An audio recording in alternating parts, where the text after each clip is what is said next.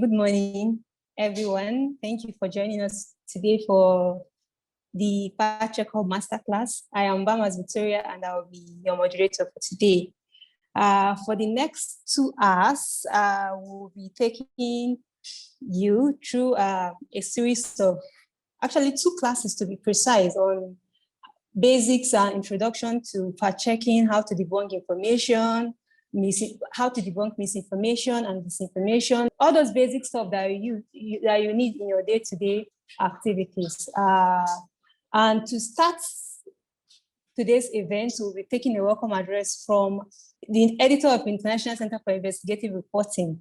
That is Mr. Hamzat Ajibola. Mr. Hamzat Ajibola, are you in the house? Yeah, thank you very much. Sir. I welcome everyone to this training workshop. It's a very good thing to have people having interest in how to do fact-checking, because as we all know, misinformation is becoming so a serious problem. In fact, it is another pandemic, as we describe it now.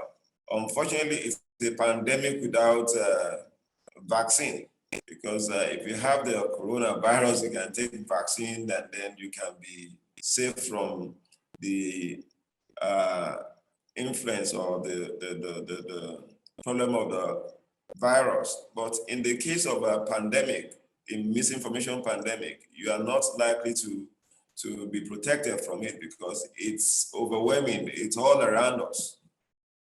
And the new technology does not make it easier for all of us to be away from this. So it's a very serious problem.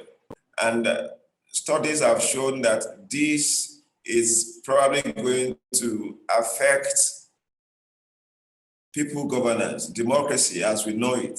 It is going to affect our society, because when truth is being pushed to the background and what is now being put in the front burner is falsehood, ordinarily people will find it difficult to make a decision that is going to help them to make better of their lives.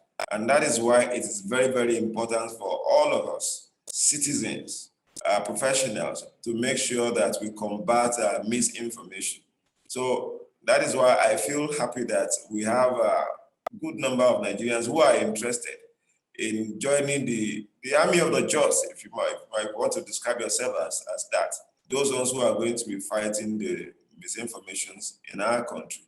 And once again, I welcome you, and I hope that you are going to learn new things from these presentations by our staff member, and Benga, who are well versed in this area of fact-checking. And I believe that by the end of this their presentation, all of us can be proud to say that we are fact-checkers in our own right. Once again, I thank all of you. Welcome. Thank you very much, Mr. Ajibola. Thank you for that very brief and straight to the point and motivating welcome address. So I'm going to introduce the first speaker for today, Mr. Kende Okwemi. Like the editor has earlier stated, Kende has worked in the journalism industry for over 10 years. He has a master's in, he has a master's in journalism. He has worked for multiple platforms like Tell News Magazine, Daily Trust newspaper, and he's actually also a multimedia journalist. And currently, he's actually the deputy team lead for the FactCheckHub, which is actually an organization that is primarily seeking to combat misinformation. So help me to welcome Mr. Okwemi as he takes the first class on. Good morning, everyone. Good morning. It's a pleasure to have you all here. This morning, we'll be looking at what is misinformation. For quite some time now, the cyberspace has been overwhelmed with a lot of information, and what some researchers termed infodemic, what the world is going through as a result of too much of information that we have on the cyberspace, and even from our various major media. Basically, as Gary Kasparov said, the point of modern propaganda isn't only to misinform. It's not only to misinform or push an agenda. It is to exhaust your critical thinking to an innate truth. If there is anything that misinformation do to anybody, is to exhaust the way you think, your logical thinking.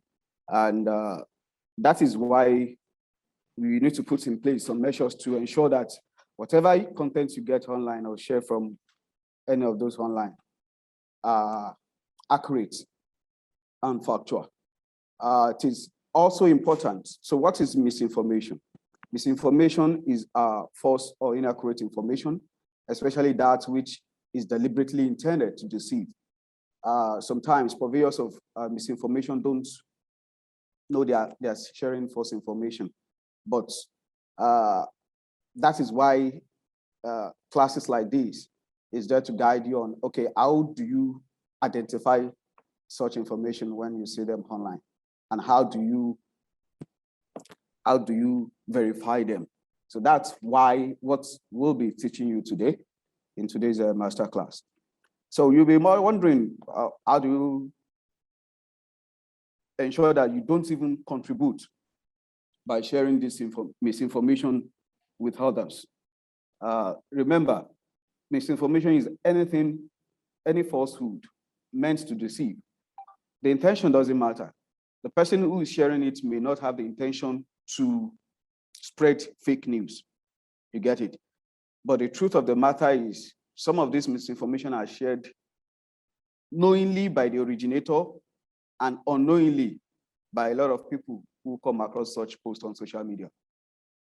So briefly, I'll take you through some tips to be able to identify some of this misinformation so that my colleague will now take us deep dive into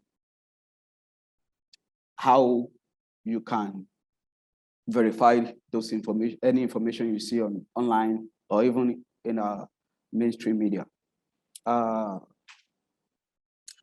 So it is very important for you to check the sources of your information, to know that where you are getting the information from, it's from a reputable medium. Most importantly, most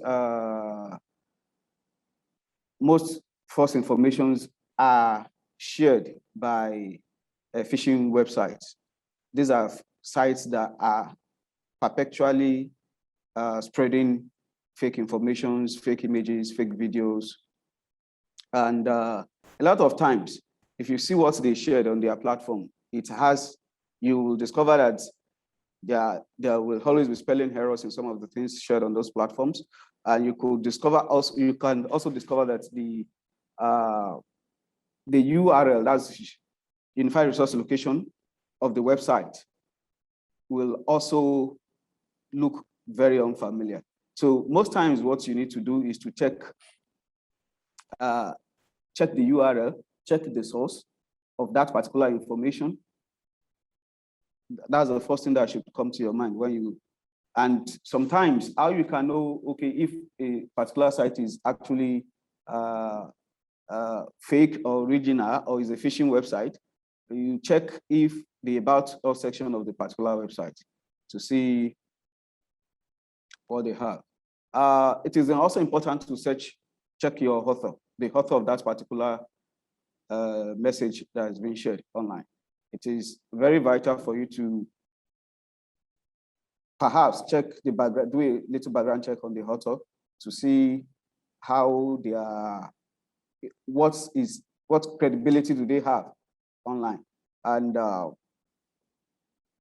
it's also important for you to know, for instance, anybody may pick up a message and be sharing that COVID-19 for quite some time now, we've had a series of fake news spread about COVID-19, including the vaccination. For instance, there was a video being shared online that vaccine is meant to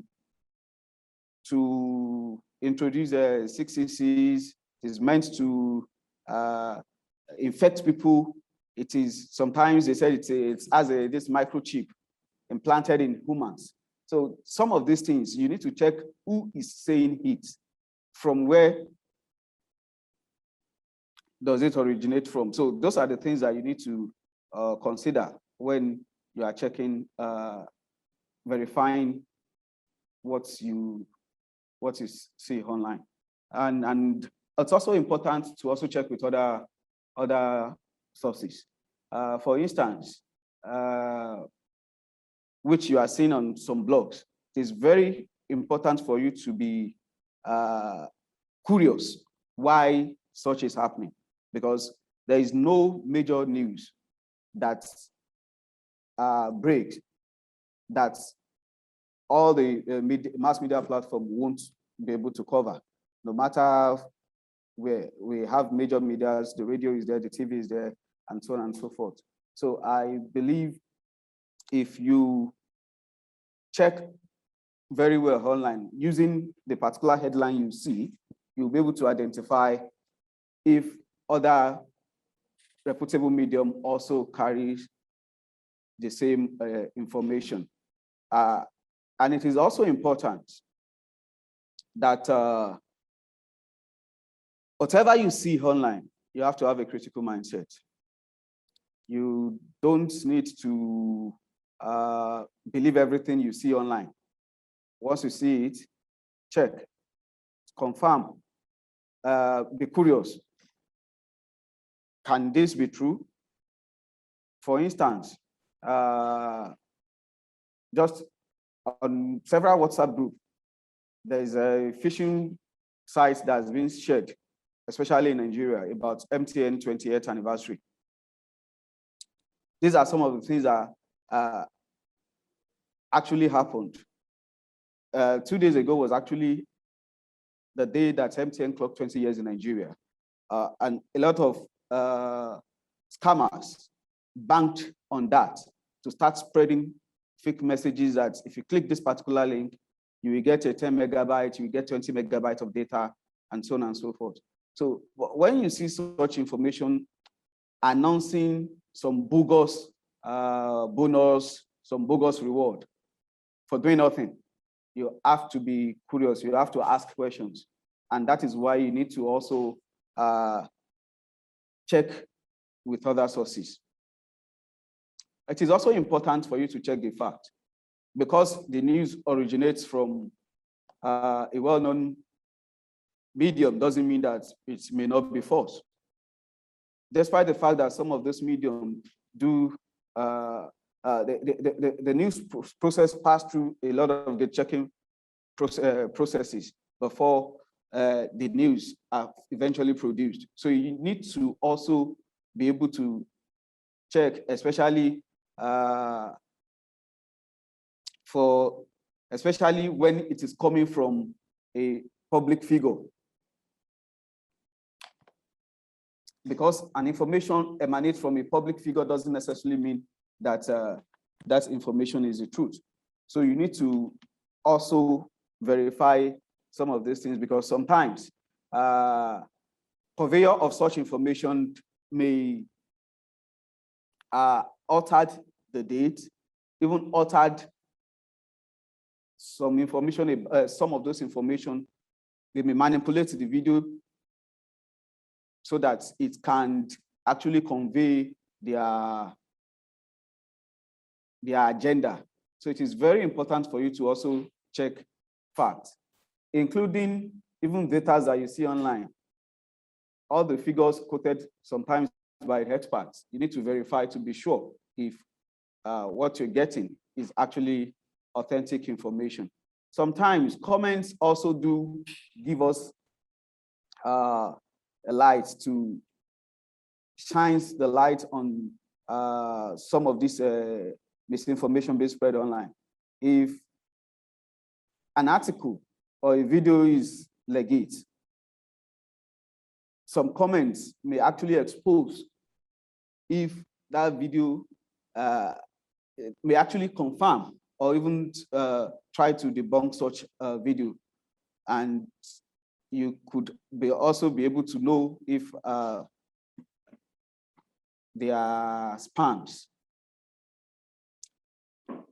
Some of instances of this, you have a series of phishing websites claiming that so people have won a certain amount for COVID-19 survivor fund, and it will have testimonies of people who are displaying credit alerts, screenshot on the comment section, screenshot and pasted on the comment section. So some of these informations, some of these comments are meant to also misguide whoever is seeing those particular information. And that is why you need to also be curious.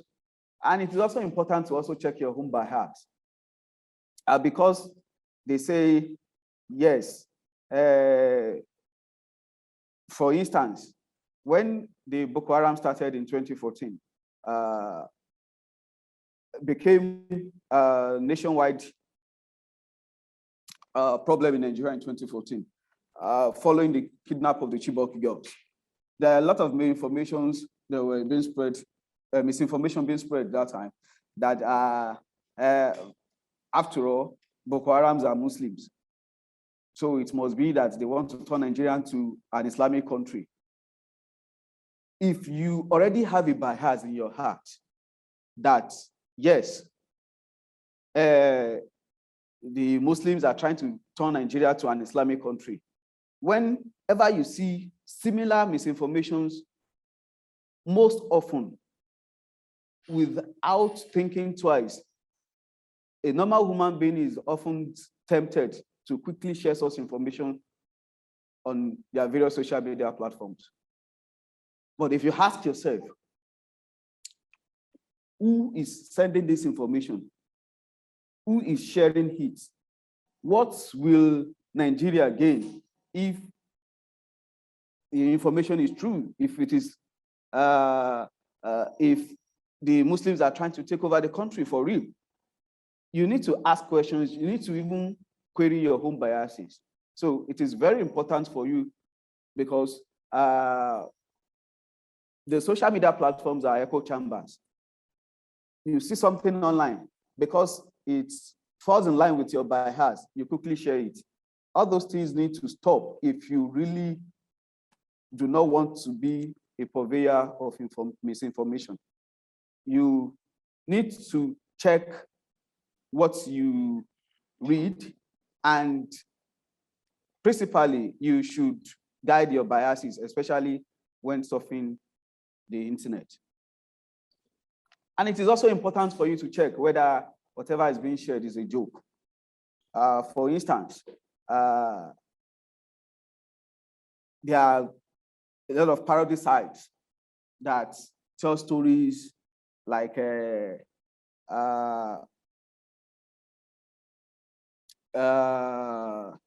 that shares jokes too. It is also important for you to be able to identify what is satire. Satires are popular, especially on the internet, and people share a lot of jokes, makes a lot of funny stuffs online. You must be able to ascertain whether this information I'm saying is actually a joke, or it's something that I need to verify more to be able to ascertain. Then it is also important, because not only are texts being shared as to misinform the public, images online also are being shared to misinform, especially on social media. In those days where technology and artificial intelligence has taken over, has been incorporated into most phones, you can ask somebody like a public figure, for instance, President Buhari, do a Snapchat with some funny characters via his mobile phone. These are artificial intelligence which can easily help the user to manipulate images. So, and there are thousands of them thousands of apps that you have online that people use to manipulate image towards pushing their personal agenda. So you need to be very, very careful with some of the images you see online. For instance, during the NSAS protest in October last year, there was a photo being shared online with people digging expressway with some youth using jiggers to break the expressway allegedly in a part of Nigeria. It is very important for you to now look deep. How will people who were protesting against police brutality where will they have the strength to be destroying public properties, especially one that demands hard labor, ones that demands strength, ones that demands that they get tools like jiggers and so on and so forth before they can be able to. So these are the things that images, some of the things that happens online, especially when it has to do with images. The same thing applies with video. For instance, of recent, there's a video that was circulating on the social media about a boy that was electrocuted, claiming that this incident happened in Nigeria. So these are some of the things that are being manipulated. The truth of the matter is the video of the electrocution was actually true, but it didn't happen in Nigeria. The incident happened in Mali, and the purveyor of that particular misinformation that was being shared on WhatsApp, Twitter, and Facebook actually stated that see what somebody is doing to his cousin in Nigeria, something. So these are some of the things that people do to manipulate visuals, especially images and videos online. So you need to be also curious to check if such images or such video are from a credible source and are original. And there are various tools you can use to do that. My colleague will be taking you through some of those things, some of those tools, such as the Google reverse image search, to check where such messages originate from. And lastly, it is very important for you, as a matter of fact, if you check the major news medium and you don't see, you couldn't confirm that that particular information is actually from a credible source, it is very important for you to check with fact-checking websites. There are lots of fact-checking websites that you can verify some of those informations, because they monitor all the major news media as well as even the social media platforms to check what content people are sharing, if they are true. And once we notice that some of those contents are not true, we quickly do a verification on such contents and share it. So our platforms are there for you to explore to verify some of your content. You can check our Facebook, check our Twitter, check our YouTube, you can even reach out to us on WhatsApp to help you verify some of those information that you come across online. Can check our Instagram, can check our website. Some of these informations are there, that have been verified already on those sites. And perhaps you check for a particular image or information that has not been shared. You can send it to us via WhatsApp. Our WhatsApp number will be shared on the Zoom for participants. So these are, you can also check with other fact-checking platforms. There are a lot of them in Africa and across the globe. So on this note, let me take a bow so that my colleague can take over from there. So thank you very much. And if you have your question, you can begin to send them in. Thank you very much, Okwe, for that straight to the point presentation. Can you hear me? Okay, thank you very much for that straight to the point presentation. Thank you very much. And let me add to what he said about using fact-checking sites. So, like if you're using FactCheckHub, for instance, that's www.factcheckhub.com, there are we have these very powerful search tools that you can actually use. So we have two search tools. One of them, you can actually just search using keywords of whatever it is you want to. I'm echoing. Somebody's mic is on. Please turn off your mic if your mic is on. Thank you. Okay, so as I was saying, you can actually use the FactCheckHub using keywords, search for contents that FactCheckHub itself had verified. So you actually see it. And if you want to see from across the globe, like what others have done, we still have a search bar you can use. So it actually can help. Let's say you're looking for, okay, is the activity. So without wasting much time, let me introduce the next speaker, who is in the person of Mr. Gwenga. Mr. Gwenga has been in the media industry for quite a while now. He's actually an award-winning investigative journalist. He's a researcher. He's a fact checker. He's someone who really loves the use of OSINT tools, that's open source intelligence tools. He's very, very passionate about it. And I believe that after his class, by yourself and on your own, you'll be able to do one or two of these activities. And another thing you can use on the FactCheckHub website, we actually have series of tutorials, hands-on tutorials. So you can just go to the FactCheckHub website at www.factcheckhub.com and check some of those tutorials. Some of them with actual steps showing you how to go about some of these activities. So, all right. Thank you very much for this opportunity once again to speak about the fact-checking tools that one could use, to debunk misinformation. I'm happy that my colleague has spoken so well about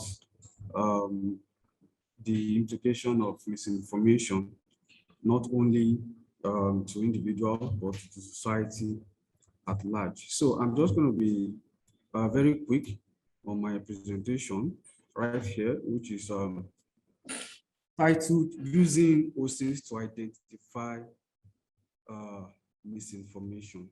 Using OSINT to identify misinformation. Misinformation, disinformation, and it's in fact, it has become an issue of national discourse.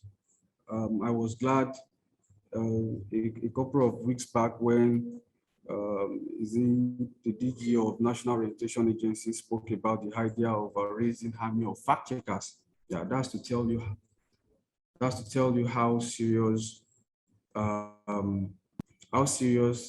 misinformation has pushed government to give special attention, to the spread of fake news. So let me just quickly share my screen so that, okay, fine. Okay, so the title is Using OSINT to Identify and Debunk Misinformation. Fine, OSINT has been defined by different persons, different scholars, as intelligence gathering method using data collection to analyze publicly available data and then information for investigative purposes. Aside from that is the practice of collecting information from published sources and publicly available sources.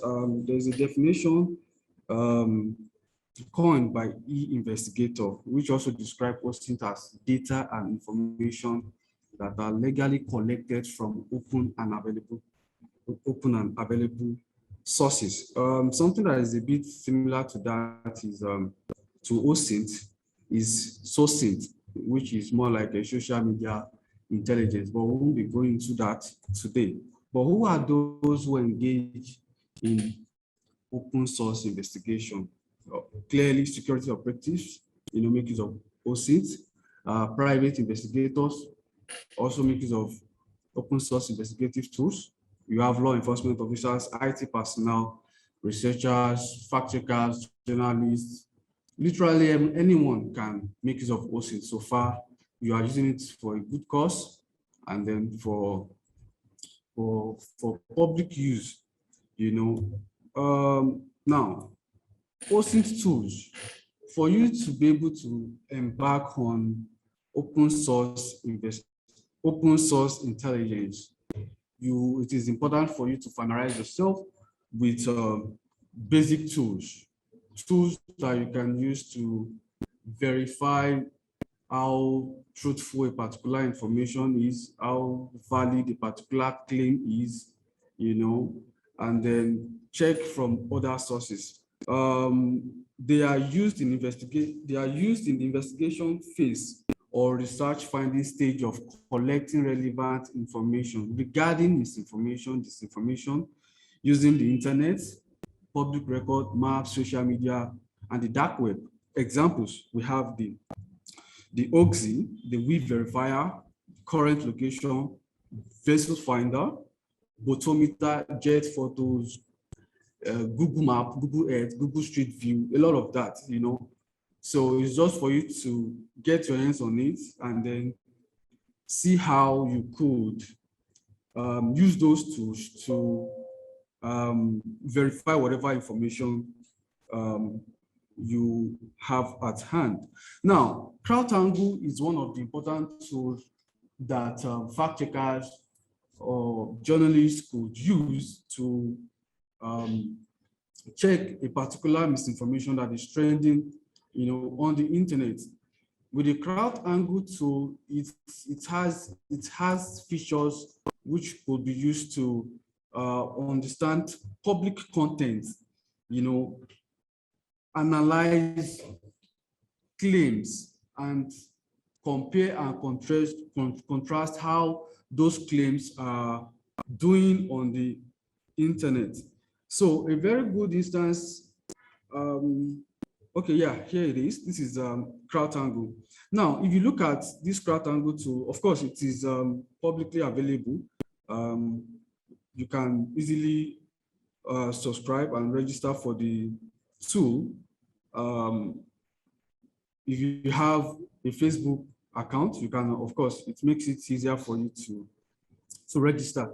So with this Crowdtango tool, all you just need to do is to look out for websites, news organization, or blogs that are notorious, for disseminating fake information, or personalities, individuals that you are very sure that they are used to spreading falsehood. Once you have their information, their identity, so to say, particularly blogs, it is just for you to come to the platform and then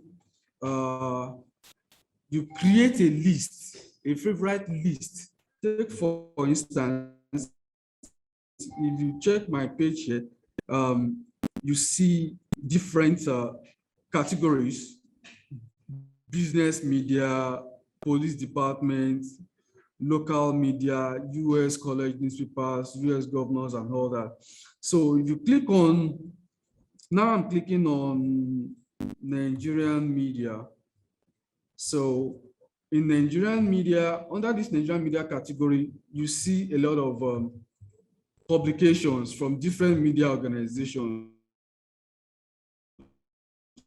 So from there, and then this very story on Legit has over 1,500, that's about, over 1,500 reactions, comments and all that. Look at Punch, you see Daily Trust, you see some other Complete Sports Nigeria. So it is easier for you to just click on any claim or any information you suspect to be false, so to say, and then you can just use that as your benchmark, or rationale for fact checking that claim. So I did some searches recently, and then I was able to save one or two posts.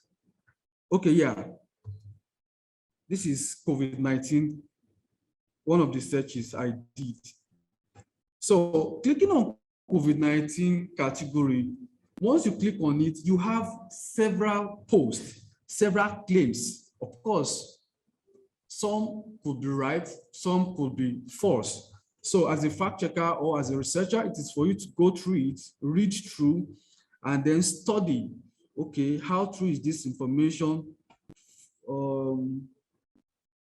Okay, for instance, there is one from Ministry of Health, Samoa, says that the government of Samoa is planning to do a door-to-door COVID-19 vaccination campaign from August 11 to August 2020. Of course, clearly this is not Nigeria, but if you think that, oh, is this really true? It's just a matter of you sending an email to the government of Samoa, Ministry of Health. Okay, I saw a particular information on the internet, which has generated over 14,000 reactions. And I would like to find out if this is true. Fine. The government from the official source can send you a reply validating or debunking that particular information. You know, so that is one of the ways of fact checking.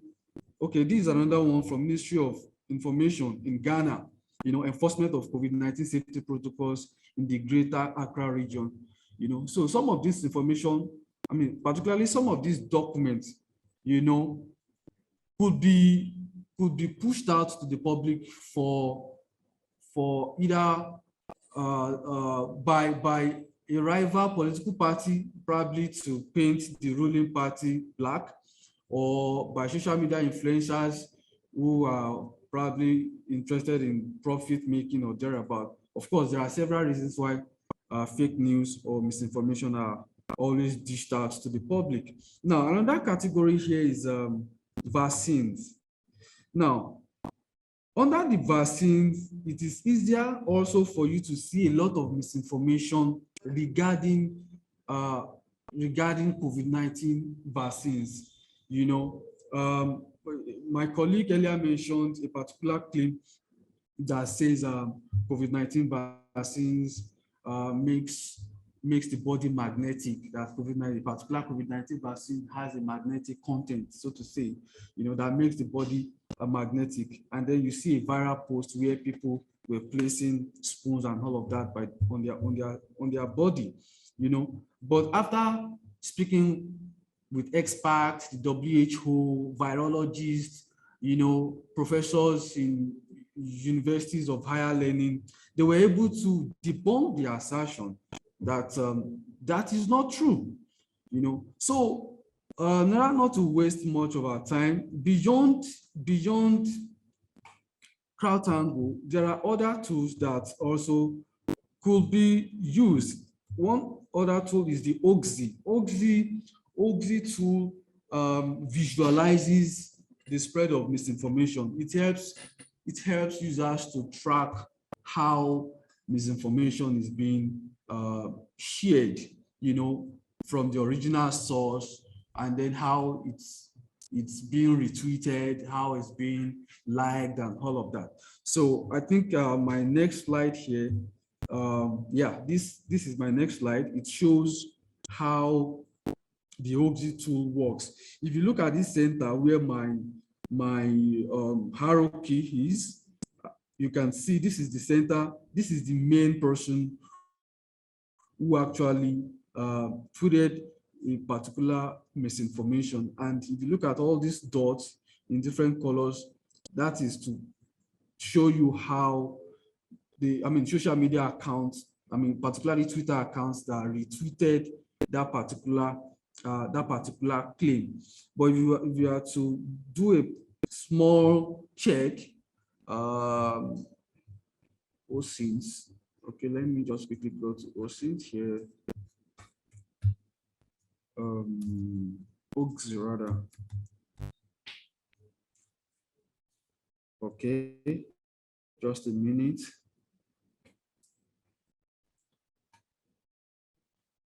So one interesting thing about Oxy is that it also enables you to kind of analyze if a particular claim was spread by bot, or human. Okay, the most trending issue now is COVID vaccine. Let's see, let's just type COVID vaccine, COVID-19 vaccine, magnetic. Okay, magnetic. Search. So once you do a search, Oxy tries to build a network of social media handles that have shared misinformation regarding COVID-19 vaccine being magnetic. Okay, if you look at this, you see this handle, Tribe 2020, shared it. And then you see this as well. You see Healthy Living Hempo. So if you click on this, it shows you from this, from the Twitter handle, you see the botometer score. The botometer score calculates if a particular tweet was actually made by a bot or made by human. So the likelihood, it shows the possibility, but as it is now, it is just 1.6 all over 5, which means that this particular tweet was probably made by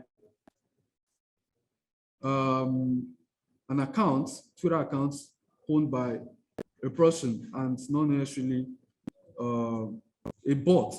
Now, if you check downward, you see other Twitter handles, that retweeted that particular tweet. And if you look at my left-hand side right here, you see the cumulative tweets, a graphical representation showing how the tweet travels from the source, and then going up, it shows the trajectory of the tweet on how it's been shared on social media. So with this, you could do a kind of social media analysis, identify the primary or the originator source of a claim, or originating source of a claim, and then you can do further analysis to find out, okay, this particular Twitter handle, who owns it, how many followers does it have, when was it created, how many persons is it following, okay, what actually is the agenda behind it, and you could possibly reach out to the person and then come up with your conclusion. Now, beside Oxy, we also have a few other tools. The reverse image search tools, you have the Yandex, you have Google reverse image, you have TinEye, you have Bing. Some of these tools, of course, are all used to conduct reverse image search, because there are times that a particular tool may not give you the results you actually anticipated. So that's why it's important for one to have a deeper understanding of other tools that one could use to do a search. Let me quickly use one of those tools here. Okay, just a minute.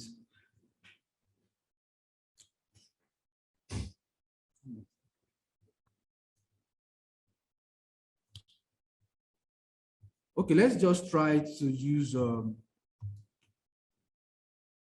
TinEye. All right, TinEye.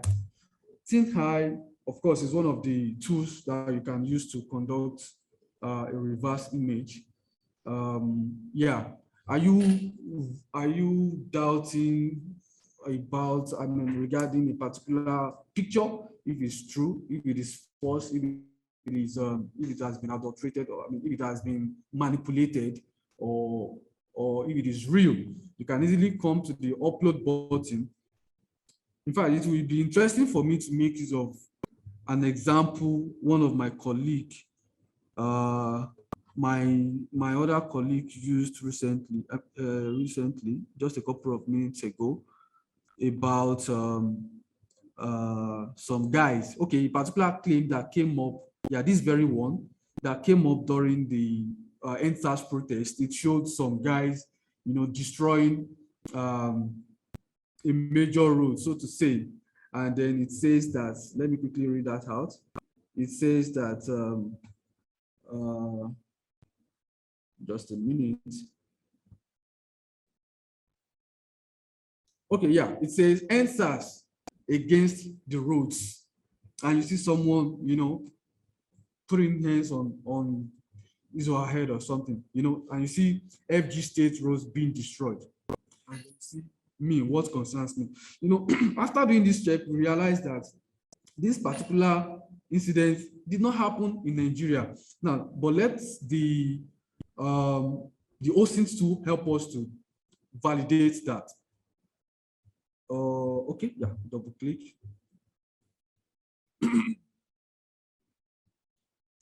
So by clicking on the upload button, then you have this. You have this OSINT tool was able to search from over 48.6 billion images within 3.9 seconds. And then we have these tweets, Apparently, when we first did the fact check, we had more searches than these. And that's why I said it's important for one to have a deeper understanding of multiple tools that could be, that could be deployed aside from Team High. So if you look at this, you see November 2020, and then you can now click on it and then begin to search, okay, this particular Twitter handle, who is the person, when did he tweet the picture, did he tweet the picture years before the NSAS protest, did he tweet the picture and all that. So from there, you can also go to the internet and then do a further search. But when we did that, we realized that this particular picture originated from South Africa, but somebody just brought it and then captured it and then tweeted it during the NSAS protest. But in order not to waste our time, I will just move further. These are tools that we can actually put to use ourselves. Okay, yeah. One other tool is the inbuilt WeVerifier. WeVerifier is a tool that was developed with support from the European Union, of course, to help in image verification, fighting misinformation, and all of that. With the tool, you could do photo analysis, you could do photo verification, you could also do forensic check. Yeah, I think I opened one of the tabs here on WeVerify. So these are the tools. These are things that you could use the WeVerify to do. You have frames here with this. For instance, it's just for you to copy the YouTube link of a particular video, probably from a YouTube account you suspect that, oh, this could be a fake news. You just copy the link after opening the browser, you copy the link, and then you paste in this address bar. I hope we can see. Yeah, this address bar, I think there's something here. Let me just use this for instance. And then you click submit. Now, clicking submit, you see multiple tools here that could be used to also verify. You see Google, you see Yandex, you see Bing, you see Team High. You can choose any of those and then you click submit, and then you click. So it opens, it opens the internet, it opens multiple tabs, multiple web browsers where you could actually verify. Okay, I can remember this very search. It's about a particular man who gave a presentation, a white guy who gave a presentation saying that there is need for the blacks to be wiped out, so to say, used as guinea pigs. These also came up during the outbreak, so to say. Of course, we can go back to this and do our further search years later. So once you have this, of course, this particular claim was spreading via the social media, and then it caught our interest, and then we brought it here, and then we did some findings, and we also realized that yes, this incident actually happened, and then we're able to establish where it happened, the conference where it happened, and all of that. So we actually made it possible. We're actually able to verify it using the InVid We Verify tool. Of course, there are other things we could do with that. You know, okay, yeah, keep Africa poor by all costs. Okay, yeah. So you have the Twitter advanced search. You have metadata. If you want to check the metadata of a picture, you also use this. This is the forensic tool. Then this particular one could also be used to fact check videos. You know, usually if you have the video, you can either copy the link to the video, you paste in this search bar, and then you click submit. So the next thing it searches for it, and then it breaks it into frames. And once it does that, okay, yeah, I think I have something here.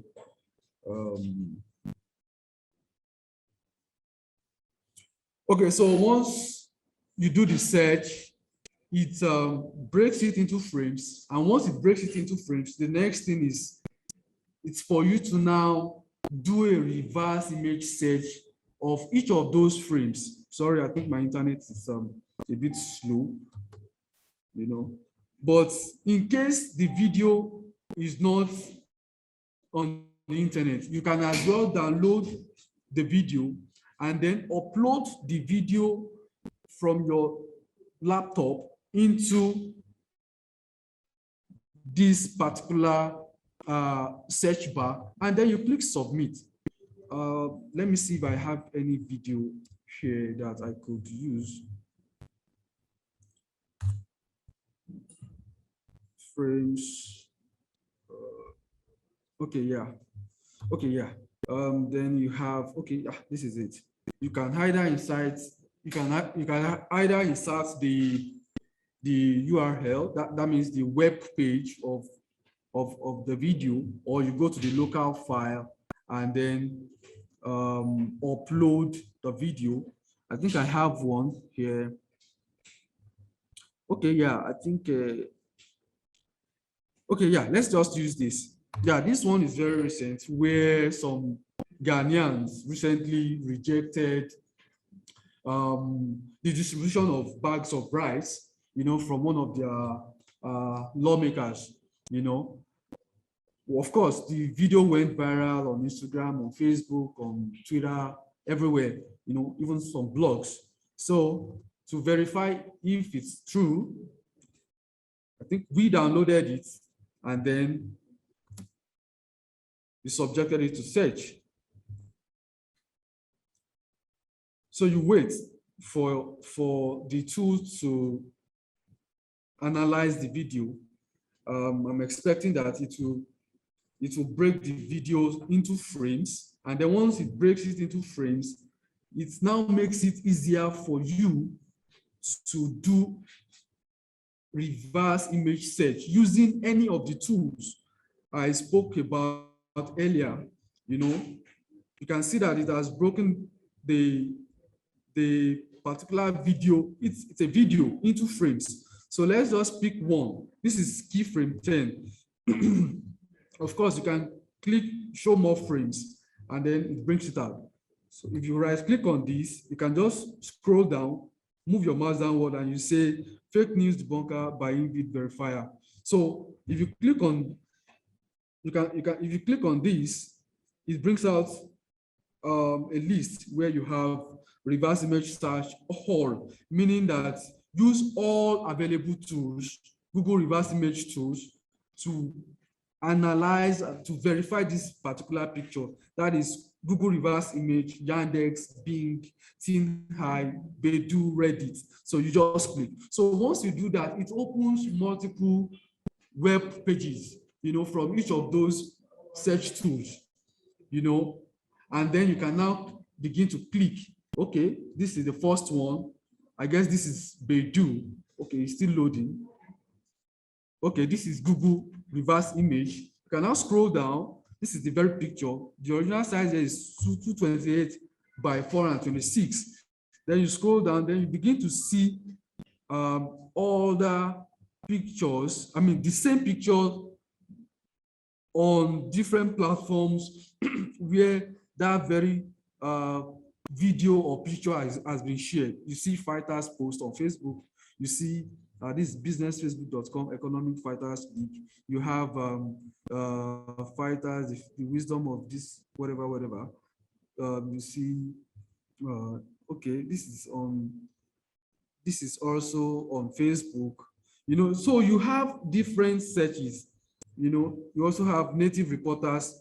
Yeah, this is on radio. Of course, this is one of, I think this should be one of the, okay, this was even posted by someone here in Nigeria, Lagos, Nigeria.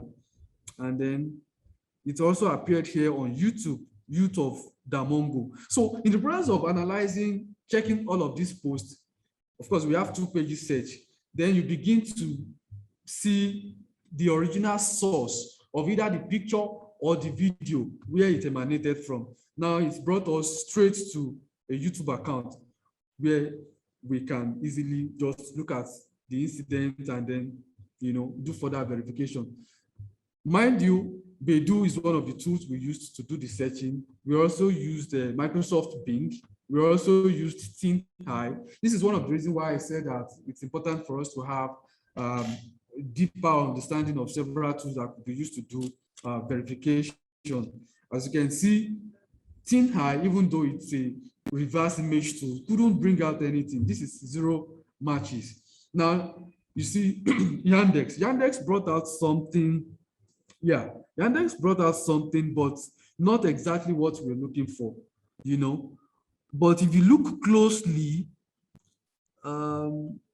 it's just that it might take a bit of time. If you look closely, it is possible that we'll find that same picture, this original post, you know. So now, not to waste much of our time, after using these multiple tools, no doubt you will definitely find the original source where a claim came from. Probably it's if the claim originated from Ghana and then someone said it actually originated from Nigeria. Using these tools, you can validate and say, no, this thing did not, this picture or this video did not originate from Nigeria. It actually originated from Ghana and all of that. Now, we also have the archival tool.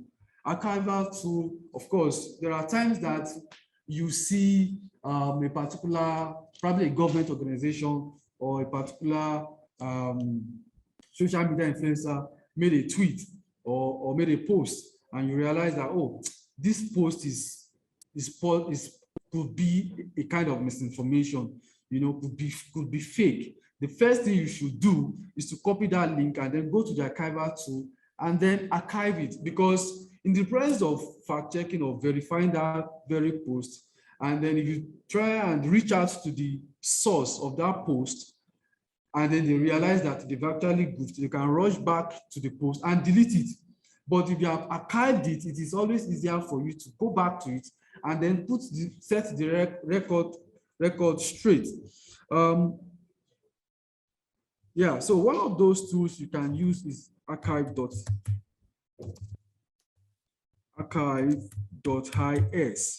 So once you click on it,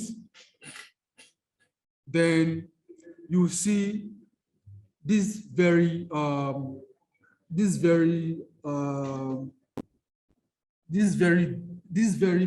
or if I may use that word. So you can it's just for you to copy the link. Let's assume this particular story, we want to archive it just for future reference. Court orders seizure of 46 houses, land linked to ex-NSITF boss or legitimate. So it's just for you to copy the link, go to the browser, to the address bar of the web page, copy the link, and then go straight to the archival browser come to this address bar, then paste using Ctrl+V or whatever tool, and then you click save. So once you click save, it begins to store that very web page. You understand? And once it's done saving it, it notifies you. A year after, you can easily go back to that page and still access it. You know, that is the importance of the archival tool. Take, for instance, the current Inspector General of Police. We can easily, let's assume you are doing an investigative story or investigative a fact-checking, whatever. This person used to be a commissioner for police in Ogun State or thereabout. You know, you can easily go back to the official website of the Nigerian police and then search the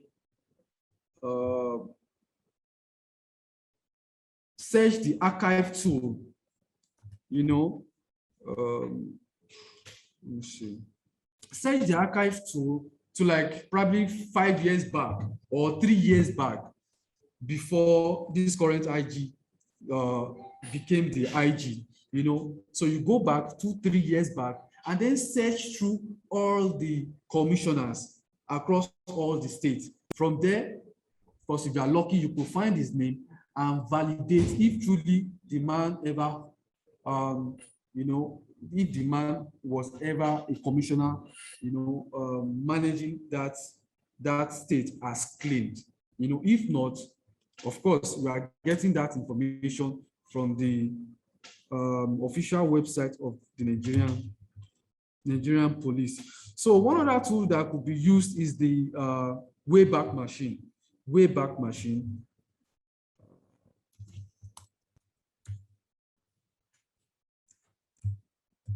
So Wayback Machine, once you click on the Wayback Machine, so that is archive.org. Once you click on the Wayback Machine, archive.org, it brings out the page. You could retrieve web pages, you could retrieve videos, you could retrieve articles and a lot of other stuff. The most important thing is just for you to be able to identify the web page of the particular internet page you are looking for or you want to retrieve from the internet, you know, and then type it in there, and then it pops it out, it brings it out, you know, in form of calendar. And then once it brings it out in form of calendar, it is just for you to look out for the particular dates, you know, when that very page was archived on the internet, you know.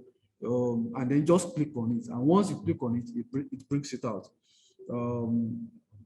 This, I don't know, the internet is a bit slow, but probably we might go back to that, but don't let that shouldn't waste our time. Now, besides the archival tool, we also have tracking tools. Tracking tools, of course, can be used to track vessels, track goods, track yacht, boat, and all that. So far, the vessel has an IMO number. IMO number is a kind of unique number that was kind of initiated by the United Nations, so to say, in order to track vessels, you know, on the high sea. So virtually every vessel, you know, has IMO number. So with that, you can track vessels, and then with Panjiva, for instance, you can also track goods exports, for instance. Let me quickly give you a very good instance. Let's use Panjiva. Panjiva. Okay, yeah, this is the Wayback. I mean, the archival tool. Archival tool has just archived this page of the Nation newspaper, you know, regarding this particular story, you know. So anybody in 2 years' time, even peradventure anything happened to the website of the Nation newspaper, this is saved. you can easily go back to it and retrieve this particular story, either for record purpose, for research purpose, or whatever purpose. You know, you can easily go back to it and make use of the story. You know, so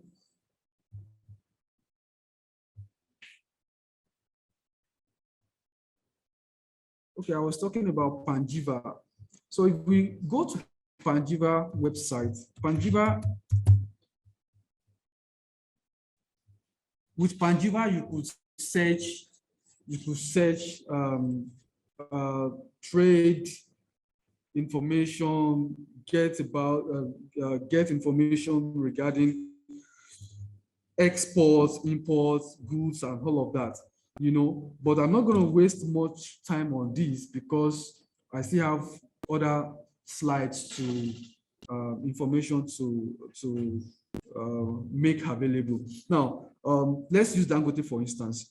Dangote is a popular brand in Nigeria. We can use any brand anyway for your practical or whatever. You know, we want to find out what exactly is Dangote buying or selling or wants to import into Nigeria.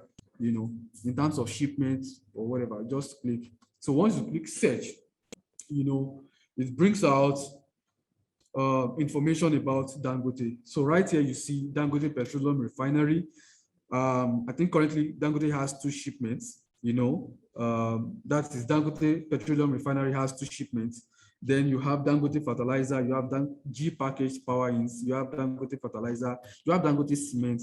Now, this is telling us that Dangote has 209 shipments in total. That is Dangote Cement, you know. Now, it also shows us the kind of shipments that Dangote industry in Côte d'Ivoire,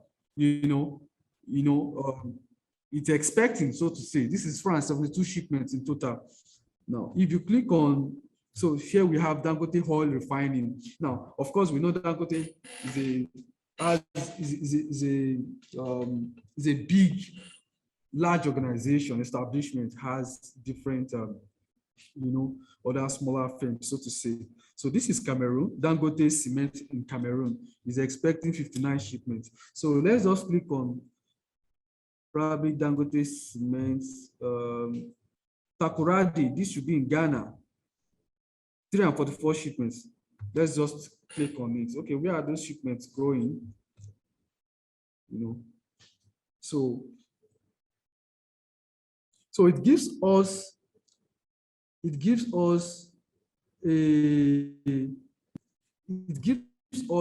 a deeper information, but because this software works based on subscription, so to say, you may not be able to get full details, so to say. But if we try to use, let's say, shipment, for instance, shipments, for instance.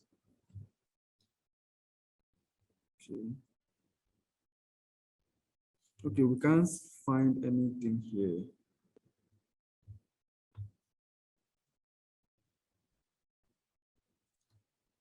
Let's say, okay, let's just use probably Julius Berger.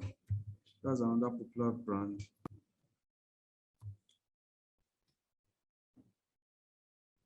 Julius Berger, Nigeria.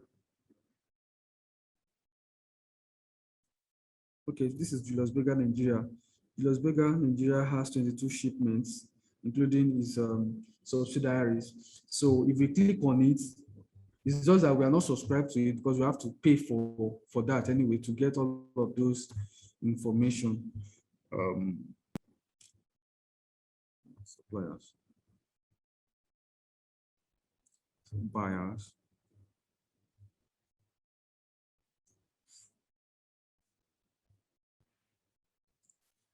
So usually it's once you click on it, probably because I've used the tool repeatedly.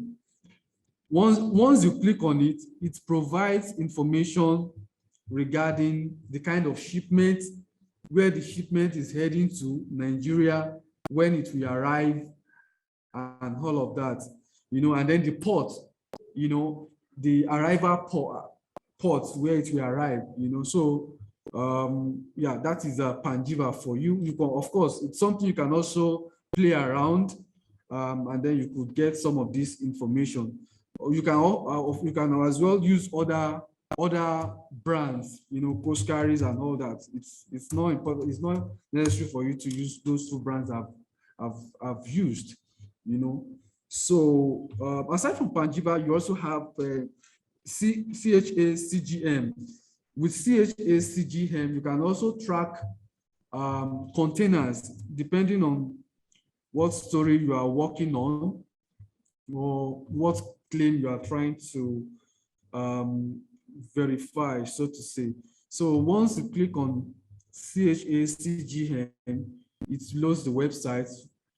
So far, you have the tracking number, the IMO number, it's just for you to type it in here, and then you click search, then it shows you information regarding a particular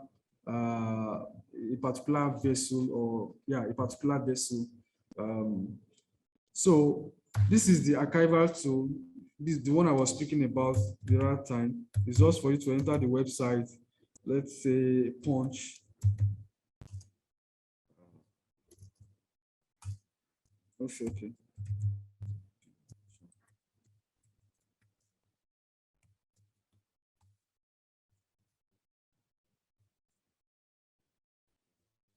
So it's just for you to get the IMO number and then you do your search. So besides that, we also have vessel finders, vessel finder, marine traffic, ship spotting. The most important thing is if you are to visit, let's say vessel finder, for instance,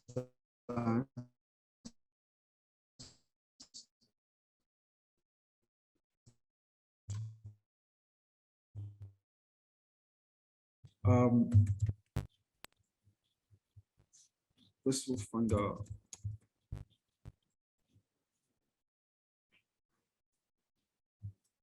Okay, vesselfinder.com. So with vesselfinder.com, you can identify the location of a particular vessel. Once you know the IMO number, the identification number of a vessel or a ship, it's just for you to type it in, log it in into this vessel finder, and then once you click search, it gives you the exact location of where the vessel is. It also shows you the pictorial, the picture of the vessel, So beside that, there are other tools that also serve the same purpose. You have the marine traffic, you have the ship spotting and all that. So let's see. Okay, flight tracking tools. Of course, there are different tools that also could be used to track aircraft, For instance, how old a particular aircraft is, where a particular aircraft is, and all that. Take for instance, can we use, let's try Jet Photos. Jet Photos, for instance, has over 5 million pictures of aircraft and airports, So you can, Jet Photos, okay, this is Jet Photos. So all you need to do is to get the number, the number of the aircraft, the registration number of the aircraft, and then type it in. Let's say Dana Air, for instance. Dana Air. Let's say, Dana Air as an aircraft. Okay, so as it is now, we can see this is Dana aircraft. We have all the aircraft that Dana has. Here are they with their registration number. You can see registration number 5NDN, whatever, 5NDNA. You have the photos, and then you can also establish the original buyer of the aircraft, by clicking on the information regarding the aircraft. see. Okay. So once you click on that, okay, yeah. Take for instance, look at this. You have this Dana here 5N JA high. You know, it was delivered in 2009. 2009. This is June, 1st of June 2009. This is the engine model. Now, it was originally registered to Alaska Airlines in 1991. You know, yeah, this should be November. Yeah, November 30th, 1991. So this aircraft was originally used by Alaska Airlines, you know, with this registration number before Dana Air bought it, you know, and then registered it in 2009, 06. So as it is now, this is 30 years and 4 months for this particular airline. So of course you can still do further findings using some of these tools that we have right here. Jet photos, flight radar. Flight radar is used to monitor the exact location of a particular aircraft and then where the aircraft is heading to.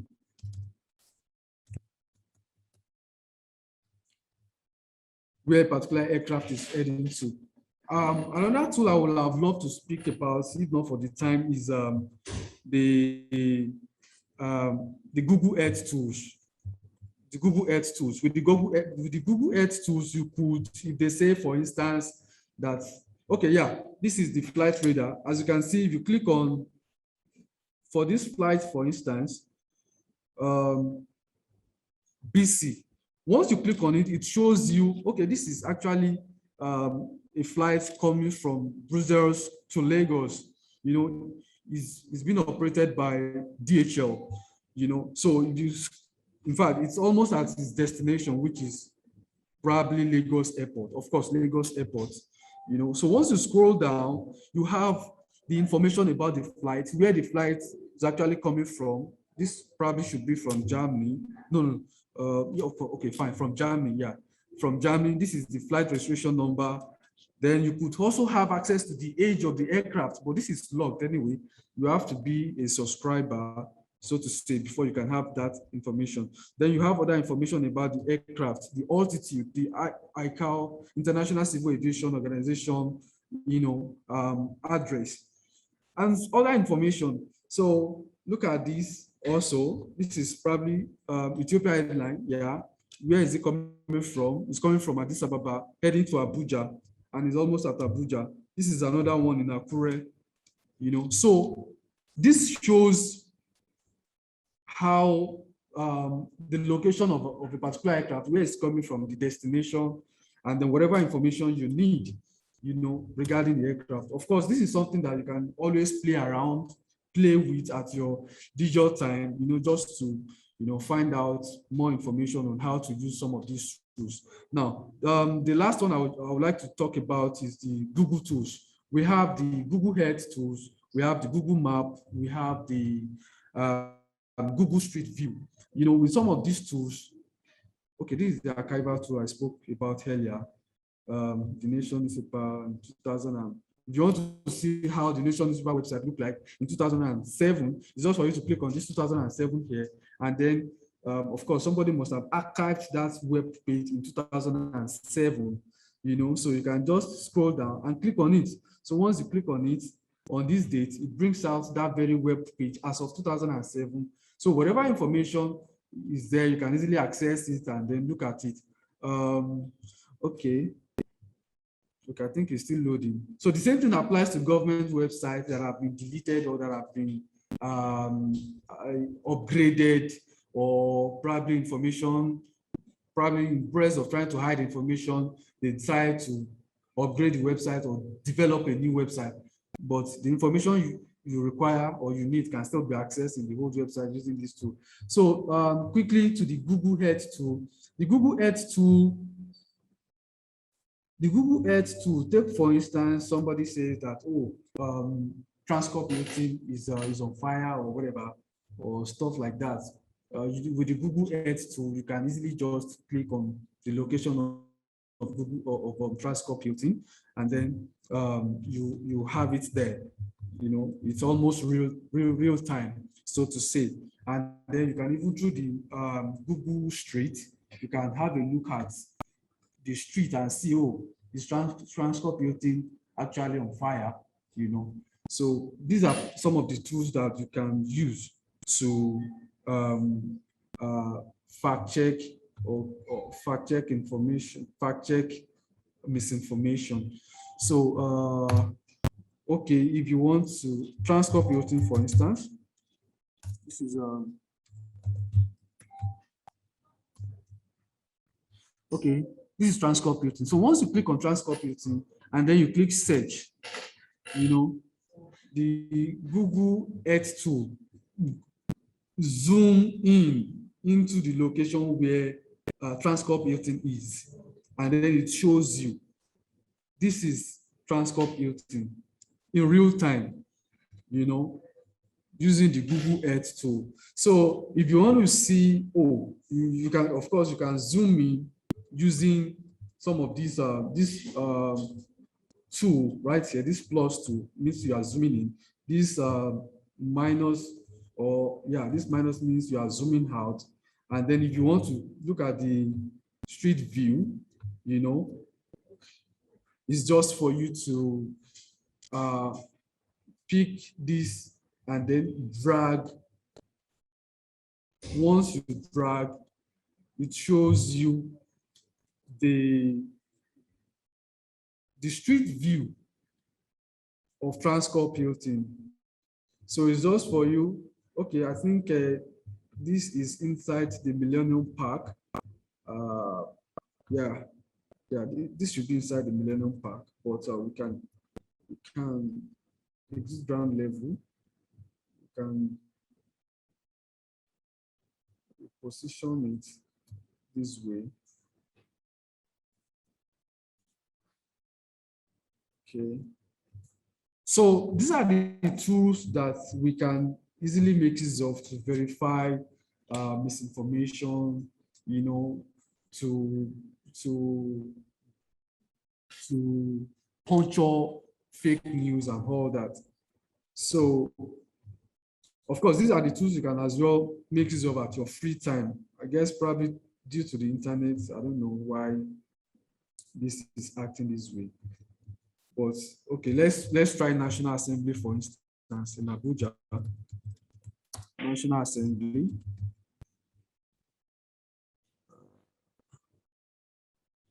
National Assembly. Yeah, National Assembly, Abuja. And then you click search. So once you click search, the Google Earth takes you straight down to National Assembly. So if you want to see National Assembly, how it looks like from the satellite, here it is. Of course, you have the lower house and that's the Senate building, and then the House of Rep. Behind it is a very thick, forest. You can use that word, and then you can drag your street view to. Usually, the street view doesn't work in all locations. It depends. It only works. It gives you a kind of indication, a blue line, so to say. But probably due to the network, this is not really showing me what I actually expected. So that's just it. I'm not going to take much of your time. Fine. These are the tools you can use OSINT tools that you can use to fight misinformation, debunk fake news, and then with evidence anyway, and then you can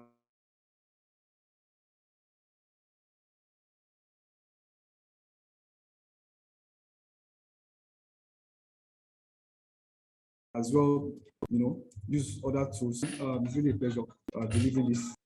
Oh, any question? Do you have any question? You can share.